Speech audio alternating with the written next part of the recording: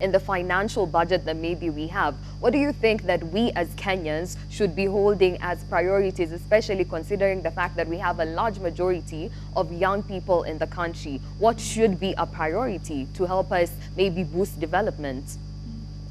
So my name is Kirsten Joss, and I am from Kentucky in the U.S., and I actually lived in Kenya for 3 years in 2016 to 2019, and I'm just here for another week, but I'm here visiting. But in the past 3 years, I worked with youth here, and I've been back these past couple weeks just talking to youth and some of the youth that I have mentored over the years, and they're just telling me, I don't have a job. I'm worried about money. I'm worried about making it to the next day. I'm worried about health. I'm worried about what if my parents get sick and we don't have the money? What if I get sick? What if all these what ifs? They're worried. They're concerned. They're concerned that their government isn't able to take care of them, that they're using the money for different things. They're worried about what's next on the table for their food. They're worried about being able to go back to school, being able to finish their education, being able to get a job.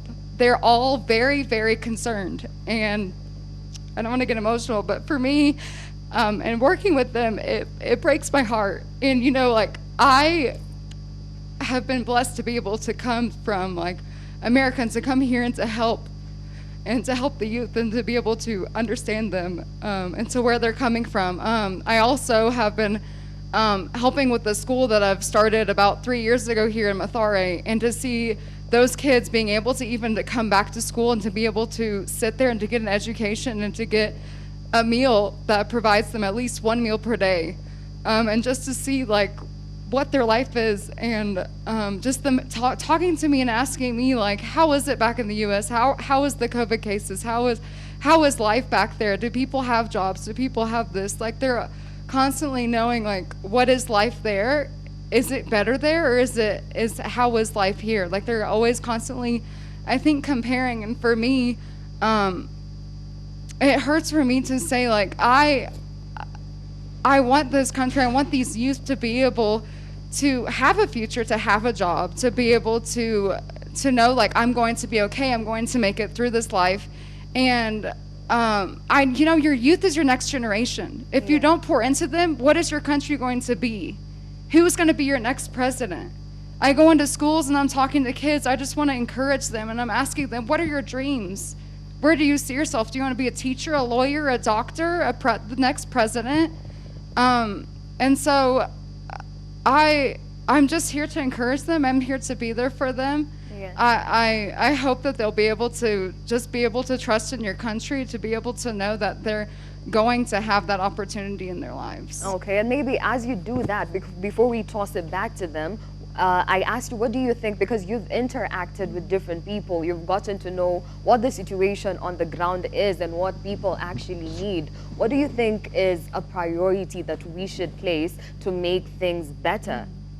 I think their priority is definitely the health, definitely their education and their health. I think if you get the kids back into school, back into their education, being able for them to to focus on that, to being able to get back to somewhat of a normal life. Yeah. I think that's just the biggest importance right now for them. Okay, thank you very much. Now tossing it back to you, Ayub, after such an emotional but yet very real depiction of the reality we have right here in Kenya, could you kindly now dive into the aspect of education, the aspect of health, and how deeply we can provide solutions as young people? Because it's not enough to just point out problems. How can we then provide solutions?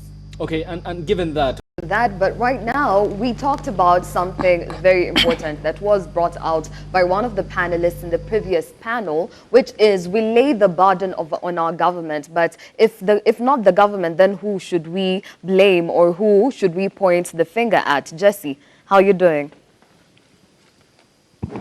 Yeah, I'm very fine. My name is Sheni Julius Jesse, and I'm glad to be here again representing Michelle and Vincent Okinda, who are elsewhere for different responsibilities. you're saying that we should not be blaming the government. To me, in my own opinion, also, I don't see the need of blaming a lot the government. At least the government, I can see that trying to make some efforts Are to they doing bring a enough? change. Not that really enough, but that they're really trying to make some efforts, because we won't have that 100% transformation about the same, but I'm sure there is something at least that is being done. And we are all lamenting here and giving problems about the government, and we are not giving solutions. To me, when the first panel was trying to figure out what they were saying, and I came up with some solutions to the same. I think what the government needs to do is to provide young people with the means to become agents of positive change. That is because all these problems are coming from moral Kindly move the microphone a bit are, closer to you. are resulting from decision making. As we all know, that decision making is very paramount in our livelihood and all the sectors that matters a lot to the youth. And two, we need to take our concerns. The government need to take our concerns seriously and make them a priority. That is, as a madam who said that we need to have a channel where we can attribute our discontentments and some grievances that we usually face, not to partake in. And number three, they need to introduce a youth quota to improve our representation in decision-making bodies.